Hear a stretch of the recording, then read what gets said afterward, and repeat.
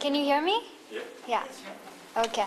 Hi. So I know it looks all pink and all girlish, but I believe the talk is going to be about something. Yeah.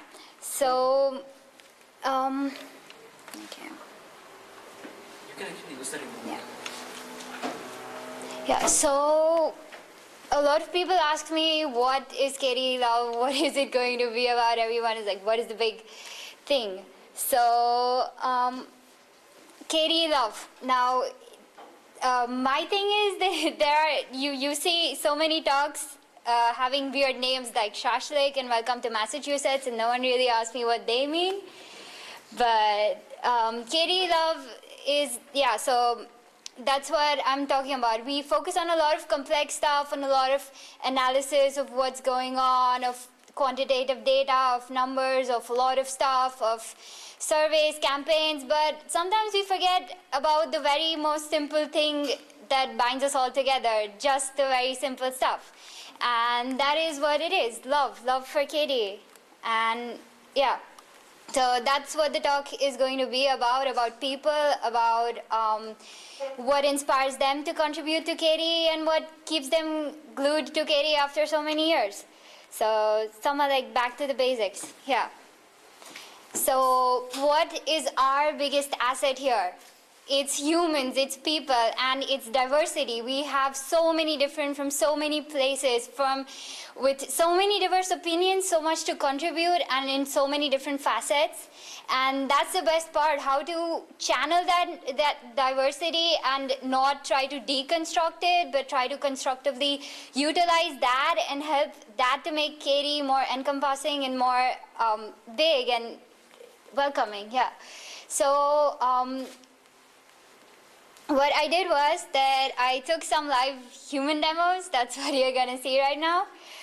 Surveyed about 15 to 20 people. Yeah. So there are mostly a lot of drunken people from the party last night. And as they say, when you're drunk, you never lie. So you speak from the heart. And a few simple questions about what they do, where they're from, and what invokes the love for KDE inside them. So, yeah. Okay.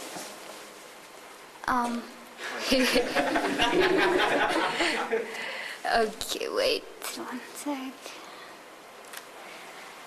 Slow laptop. Okay. Yeah. Yeah. Let's see if you can guess who they are. Yeah. Okay, is the audio audible? Sound.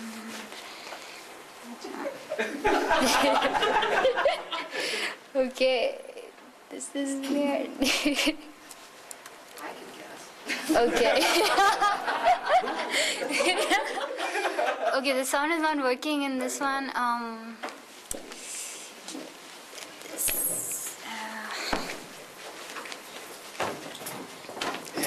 don't know why the sound is not working. Is it?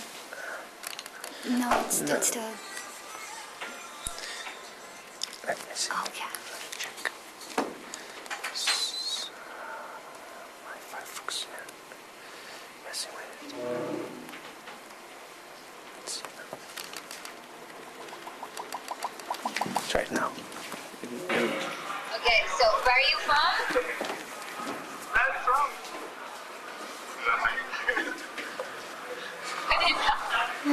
Okay, you put it up. When should I? Yeah, just put it up. No, don't take it out. Just put it on your face. Yeah. Yeah. Okay, where are you from? I'm from Czech Republic. And what do you do at KDE? Well, I used to do a lot of MRO. I was a release manager and did a lot of things like iPod support. I'm pretty much inactive right now. And why is that? Well, I think having a day-to-day job makes me kind of tired in the evening. So I wanted to, but haven't found time. So there is always something about KDE that you still miss and that you still remember, right? Yes, I'm still like watching the guys with gloves and comment on bugs and wear some backpicks, but it's not the amount that used to be. So what is it about KDE that still keeps you here? It keeps me like, there are two parts of it. One is the environment.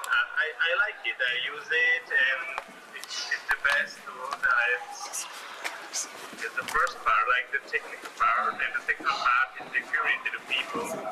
Like I've been to Bilbao, Akademy, 2013, and now here in Korea, wonderful people. So their studies that keeps me close to me. And what Is it audible? moment at Academy Oh, okay. Oh, I'm so sorry. something that just stands out? Memorable moment. Oops. We don't have Do you have any aux cable? Okay, no so cables. I don't know if we can get one in time. Okay. so where are you from? Okay, Maybe like where does speakers? Speakers are down here. But Your still. microphone maybe. Yeah, with your microphone maybe with the. Yeah, little I one. can try that. Yeah. Let's try it. Can you play more than please? Okay. Can you make it play? Yeah, one second. okay, so where are you from? Can you hear now? Yeah.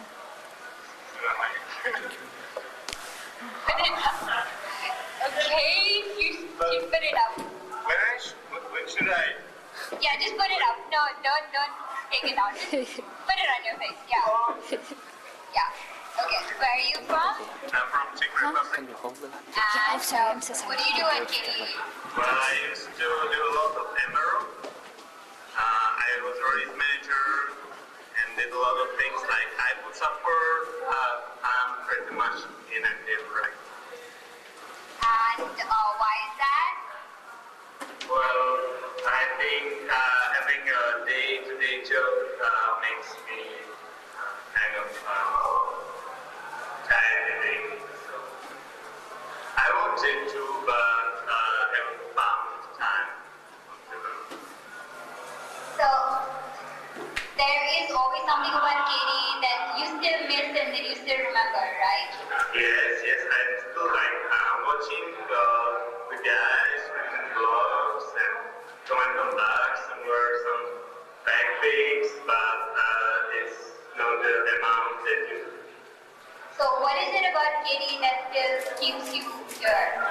It keeps me like, there are two parts of it. One is the environment. I like it, I use it, and it's the best tool that I've seen. That's the first part, like the technical part, and the second part is the community, the people. Like I've been to Bilbao, Akademy, 2013, and now here in Korea, wonderful people. So their studies too big that keeps me close to me. And what is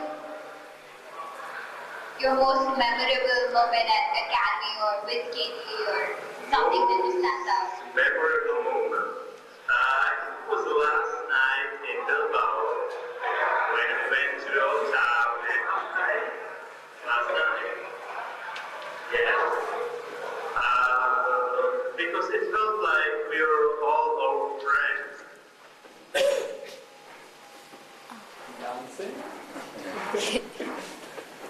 Okay, sometimes.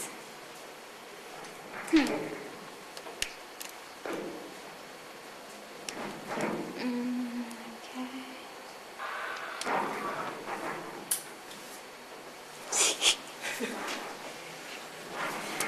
Okay, something's misbehaving. I think you have a lot of messages. You can try going to the next slide and going back. circuit, right? Then it starts from I'm very good for this. Oh, I didn't know that. Okay. Can you fast forward the video once you go back? You can't. Yeah. Do you have the videos? Yeah, on the. The video files? Yeah, I think then we can show that later. I have a USB key. You can... We can probably do that later, I think. Yeah, or something. sure. Yeah. Do you want to continue with the talk? Yeah. Okay. Okay, so the video thing is it's misbehaving a little bit. We can, I think, by the end of the talk, watch all of the videos. So, yeah, here's a fun fact that, okay, it's not very legible, but if you come to understand how the human brain works, between the long-term memories and the short-term memories, what you see is that what stays in your brain always has some amount of an emotional connect to it. That's what they say, that the long-term memories are generally to do with an important part of your life. So the point is that after 15 years, you may probably forget the syntax of a do-while loop in C++, but you're not gonna forget the people of KDE. You're not gonna forget the memories that you shared, the bonds that you have, the fun times that you have. But I guess, let's see. Because to me, for all of you, the career will have. Because I'm thinking how people also remember it's a cliche show. It's kind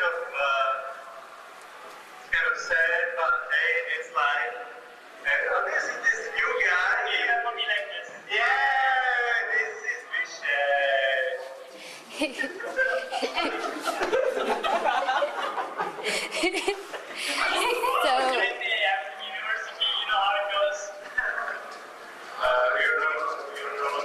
So the point was that they met yesterday after a long time and he didn't recognize Vishesh without the haircut. So, yeah. Also, lots of beers. Yes.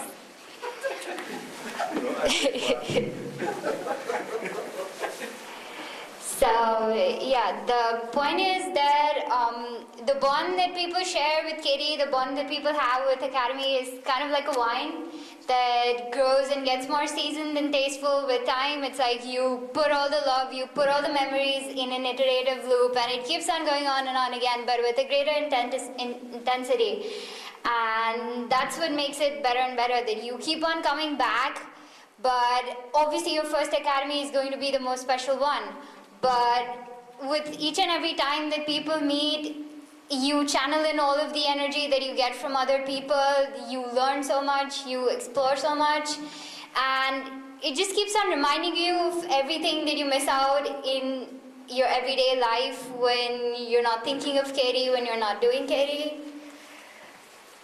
So it's all about that personal touch, that human element that we have out here, and how do we invoke that in people. So getting started with it, we at India, we organized KDE Meetup and conf.kde.in for 2 consecutive years, and we had this huge crowd of 350 people, 400 people. But the point was that what we realized was that the number of people that attend is not what matters, but the number of productive people, the number of people that are actually inspired enough is what matters. So even a small scale focused event, that is way much more better than a large scale grouped event consisting of, let's say, 300 people, because the whole point is that even in an event of 30, if you give that personal attention and focus to each and every individual out there, it creates a sort of bonding, a sort of comfort level. What you see out there with a lot of students, like a lot of people asked me yesterday, is that how do you get students to start with KDE? How do you get students to start with open source? And what happens is that there are a lot of mentoring programs out there and a lot of other opportunities, but when you see events such as these, the conversion rate of the students getting into such open source mentoring programs is very less. So what happens to the rest of the people is that they either fall out or lose interest, or they just think that getting a GSOC or an SOK is like too difficult. And the point is that some people may be really slow, but they may still be really interested, and just paying that amount of personal attention in getting them to learn is what makes that difference. And giving a talk and inspiring 300 people is, I don't know, it seems to be surmounting to a lot in terms of numbers, but when you come to think of it, it's just 10 or 5 at the end of the day who end up contributing. So, yeah. So, one important thing is that a lot of college-going students, especially in the first year, now for 12 years of their life, they've been using Windows, they've been using, they've not known what open source is. And when you start out with college, that's like the gullible, vulnerable most stage of a student, where if he gets into the habit of using something, that's where he can follow that habit and use it for the rest of his life. So what we saw at the Amrita University in Kerala, where we had our last conf, what we saw there was that the professor there used to challenge the students, and as a part of their academic program, they had an introduction course to open source. So each and every student in a class of 60 was supposed to pick one open source project from all those out there and start contributing to it regularly. Now what you see with a lot of students is that academic requirements and a lot of classwork is what stops them from contributing to KDE and from paying a lot of attention. But if you see from the mind of an 18-year-old what KDE looks like let's say what I can say it looked like back to me, it's an adventure, it's something new, it's exciting. So even if I may fail at it, or if I don't stick around, I'll still give it a try. And that is what the most important thing is, giving that push and making KDE seem so exciting enough to get the students to I don't know, just take a plunge in and try contributing. So, yeah. So, what are a few of the motivations that you can tell people to get started? Akademy is one of the biggest deals. It's fresh air, people, so many people. And yeah, so what would you tell an average young person to get started? It's like you get to make new friends, you get to travel, you get to explore, and you get to do something worthwhile out of your time. You're using your most constructive time in an effective way. If you see right in the period before the summer vacation start, there is a great need for events which not just focus on mentoring programs, but just contributing to a lot of open source projects, in the sense that it helps them utilize their time effectively and adds to their resume also. And what needs to be done is to organize more such focused events around that time. Yeah. So what I was talking about was consistent, gentle touch and pushes. So if I can talk from a past experience, what we saw was that at KDE Meetup in 2013, we had the same conference of around 200 people. And there were a bunch of 30 kids out there who traveled a lot, and they couldn't really understand what was going on there. And it was really difficult. The pace was too quick for them. And as you see, in a large, crowded group, you cannot focus that individual attention to everyone. So what happened was that they were all leaving. They're like, we're not understanding anything, we should just go. And what happened was that Pradeepto stopped them and he sat down with them. He asked them their problems. He asked each and every one of them, what is it that you found so difficult? What was your pain point? And what he did was he organized separate sessions for all of them with separate volunteers, hands-on sessions.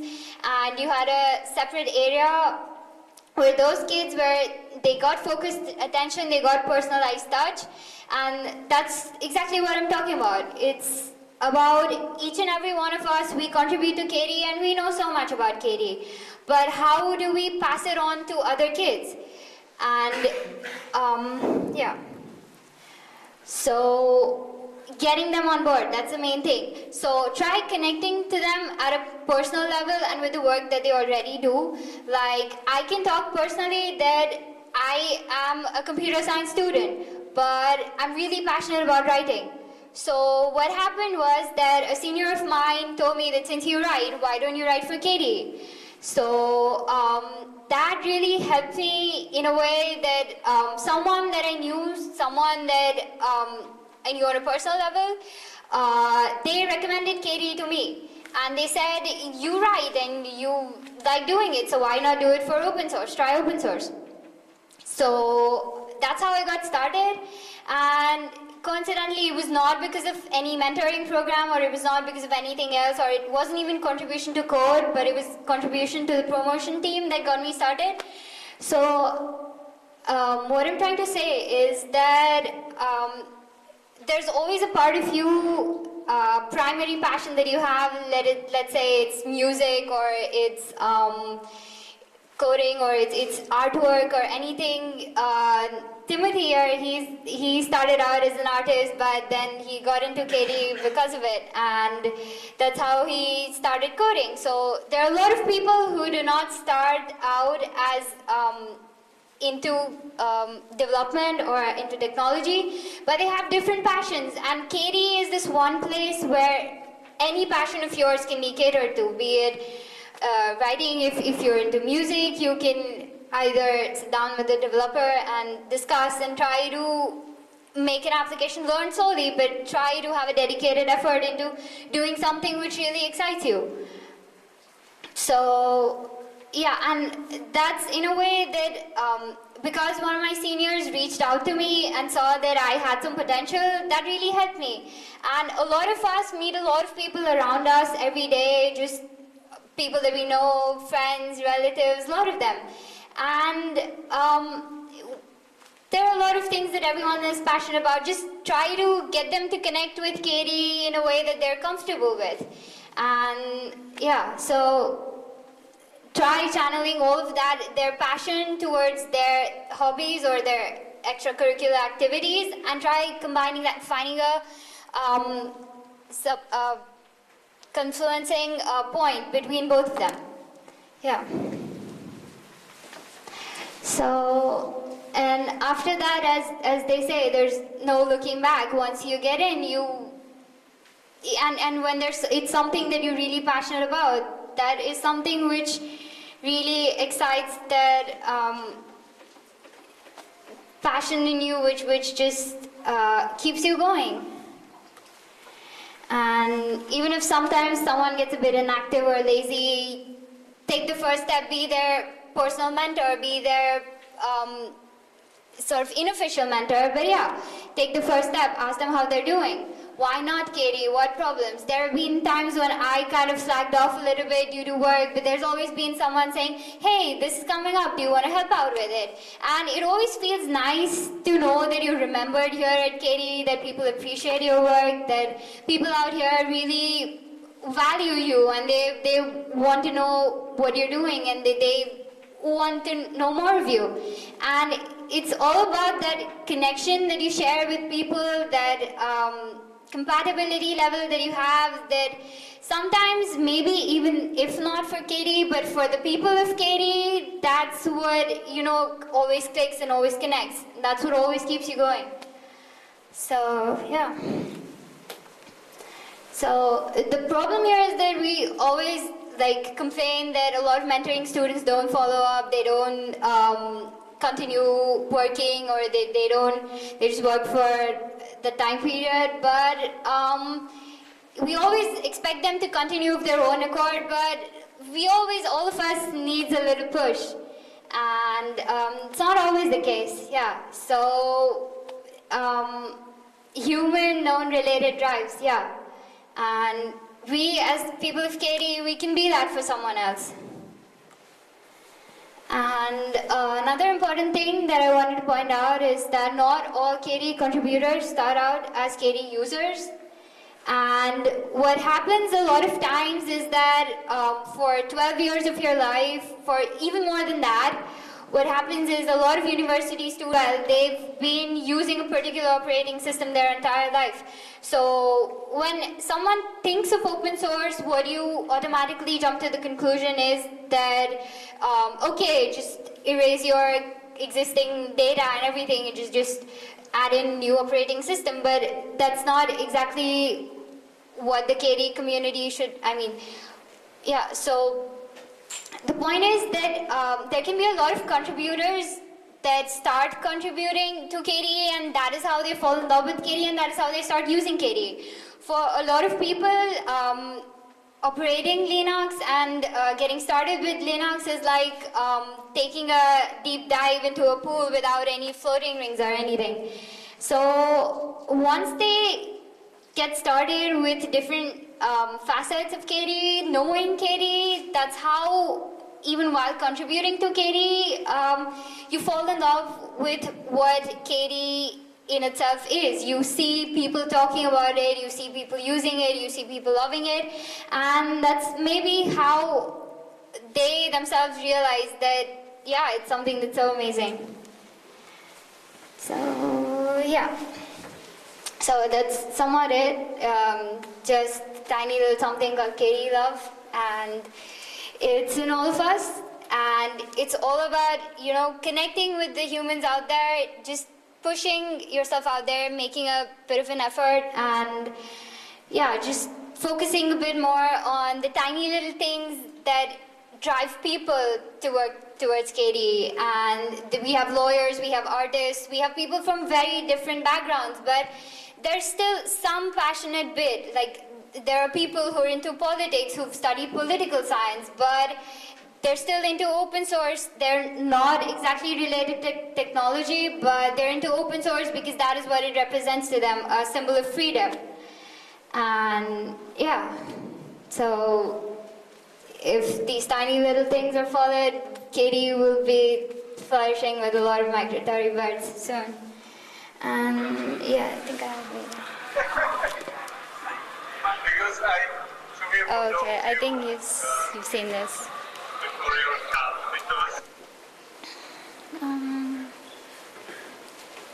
Wait, do we?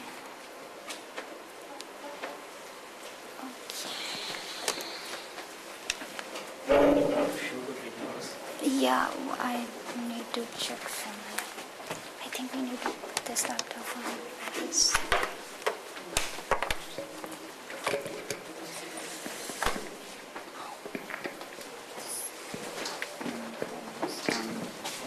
The projector is not working on this one. And the videos are on this. Okay, wait, I can use my phone.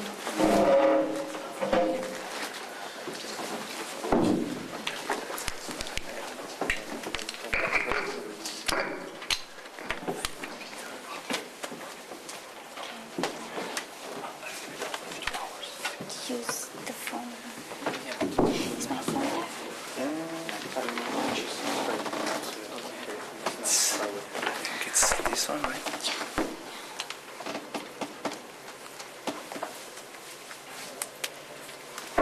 Maybe the battery ran out. The phone. Yeah, wait, the phone. Yeah, the phone went.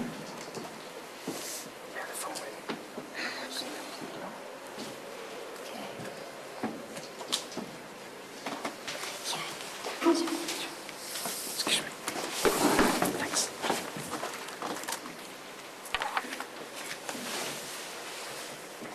No, okay, no, that's not it. This is your Windows. Maybe it's not getting recognized. Let's go. I didn't realize it's showing us a USB. Yeah, just as a USB drive, not a USB drive. Like, Is it on can the you? phone or? Yeah, on the phone. Yeah. So can it work? I don't know what it is.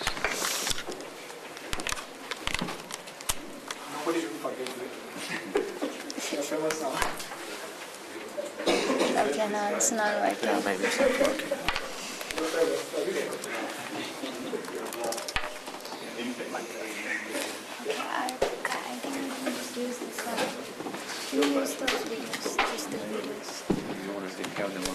It's not right now.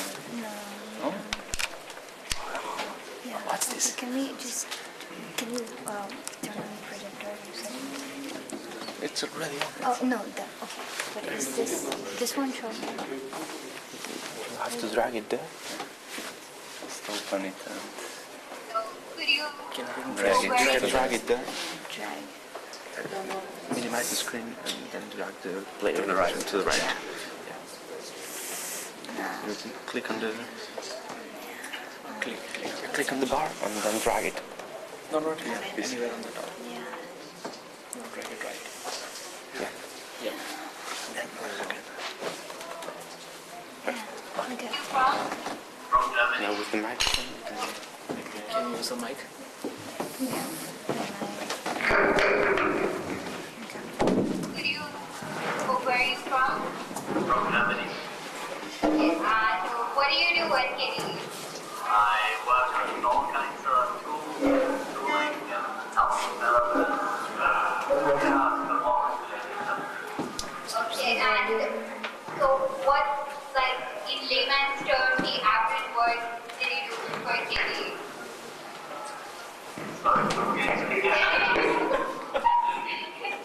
So, like, if you want to explain it to Is it audible? a school, yes. I make stuff fast. Okay, awesome.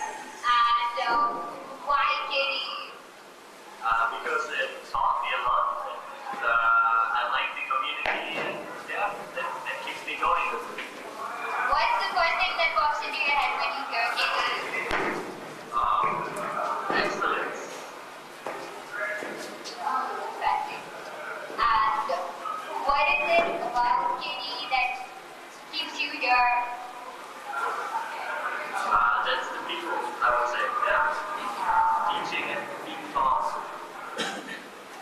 And when did you get started with KDE and how? That was probably 7 years ago, starting university, trying to stretch my own existence. Yeah, getting fun. Can you press this? I can try it. Just press it. I don't. No. One word for the Press KDE the- people out there? Keep on rocking, you're cool guys. And girls, sorry.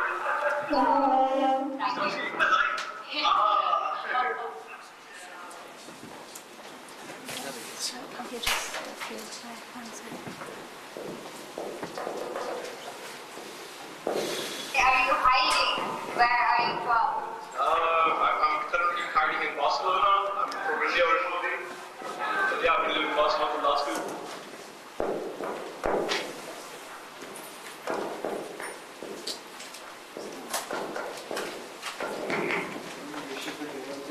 Are you hiding?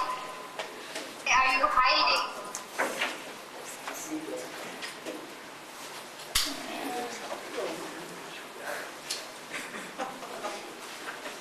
Where are you from?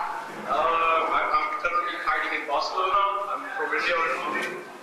So yeah, I've been living in Barcelona for the last 2 years, nearly 3 years. Why do you have a great voice? It is not my big, this is not a big voice. This is my regular voice. And accent, yeah. But apparently it changes every couple of years. Sure. So, apart from being a metamorphosing creature, what do you do at KDE? I do distributions mostly, so I've been involved in Portugal for quite some time. I am now doing Debian stuff. I basically do systems integration, that's how I would describe it. Layman's terms. Right, I make operating systems that people can use KDE much more easily. And why do you think KDE is so much better than everything else out there? Primarily people, I just really enjoy the people around me. I absolutely love everyone at KDE. There's such an amazing bunch to hang out with. Who wouldn't want to meet, honestly. And is that what got you started with KDE? So that's more or less what started. So I popped into IRC, people were so helpful. This seems like a cool bunch of people to hang out with, so why not? And what made you stick around so long?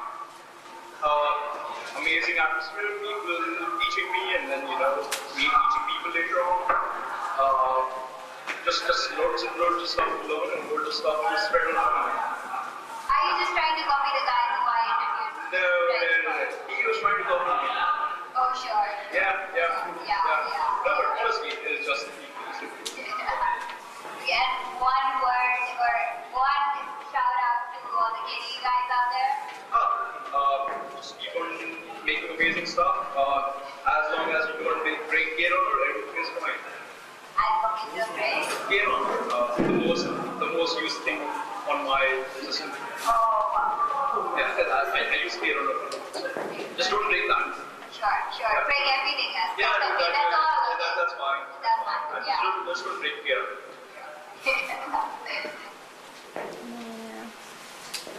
I think we should transfer all this videos to the as well. Sorry, I think the last video. I think if anybody has any questions or demand for whether this video to be displayed.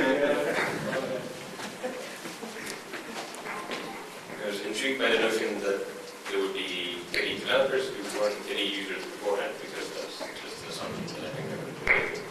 Do you know if there are KDE developers who are still not KDE users, who develop only on one particular application, but otherwise just use Windows or macOS or anything other than KDE software? Yeah, not a lot of developers, because obviously not a lot of developers, but there are a few people who are trying a lot of students who started out trying their hand out at developing cute applications, but they didn't start out with using Linux or KDE because they were too afraid to do it, but they started out with downloading Qt on their Windows system and trying to develop tiny basic applications. But yeah. I know a couple of developers who still don't use KDE, or at least don't use the Plasma desktop. Some are using GNOME because GNOME's tablet applet is better, and some are using Windows, and I don't know why.